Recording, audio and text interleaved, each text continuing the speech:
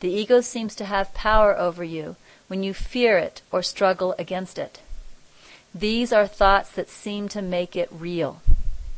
You give it the power or seeming state of reality by reacting to it as if it is a force to be reckoned with, seeing the ego as a harmless distraction, a form of meaningless entertainment, like a television show that is within your awareness but does not capture your attention. Or for me, I would say like football. Football. Football was on yesterday for 2 hours. Ron was here, so football was on. And I just sat there and was, just within my own mind, doing my own thing. I sat there next to him while he watched football, but I paid no attention to the football whatsoever. I didn't fight against the football. I wasn't into listening to or watching the football. It was a meaningless entertainment over on the side, like a television show that is within your awareness but does not capture your attention. This is the best way to relate with the ego. Imagine that. The best way to relate with the ego is to see it as meaningless. And that would be, in our experience of separate bodies, that would mean not only the ego in my mind, but if a friend of mine, should begin to start displaying ego. If I get all caught up and worried about my friend's ego, I'm still caught up and worried about the ego. The advice here is to see the ego as meaningless, a harmless distraction. This is the best way to relate with the ego. Remember that you are only looking at thoughts in a mind. That's it.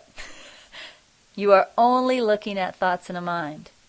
When you are detached from the thoughts, you see they are nothing. It is when you identify with them that the ego seems to be you. The ego is literally a curiosity, a what if. It is nothing. And so it can be observed and smiled at without identity, attachment, or the need to react. Imagine that. Imagine seeing the ego coming through your mind and you do nothing. You just don't react in any way. You just see it as completely meaningless. Holy Spirit says, when you do identify with the ego, you will react to it. This is when forgiveness is useful. Forgiveness is noticing that you have grabbed onto a thought, realizing that you want to release it, and then letting it go.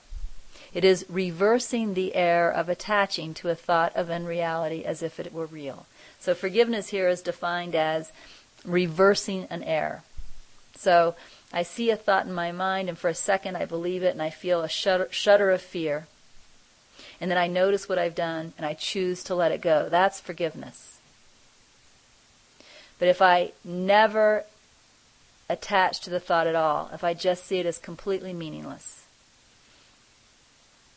that's the practice that is being defined here as most helpful. And of course, sometimes, I'm sure you guys know, we can seem to do that easily. Sometimes we're going to have to practice forgiveness because we did attach to the thoughts. But as we practice forgiveness, we prepare ourselves next time to see those same type thoughts without attachment, or at least with a weaker attachment. Until one day those same thoughts are passing through our mind and we see them as nothing. And it's the seeing them as nothing, because that's literally what they are. That's what the ego is. It's this seeing them as nothing that's moving us closer and closer to being fully identified with that power within us that is completely unaware of the illusion, that is not affected in any way ever. And that is our target. That is where we're going. That is our goal. So I'm, of course, very grateful to Holy Spirit for this message. That is the end of the message. I only have a couple of minutes left.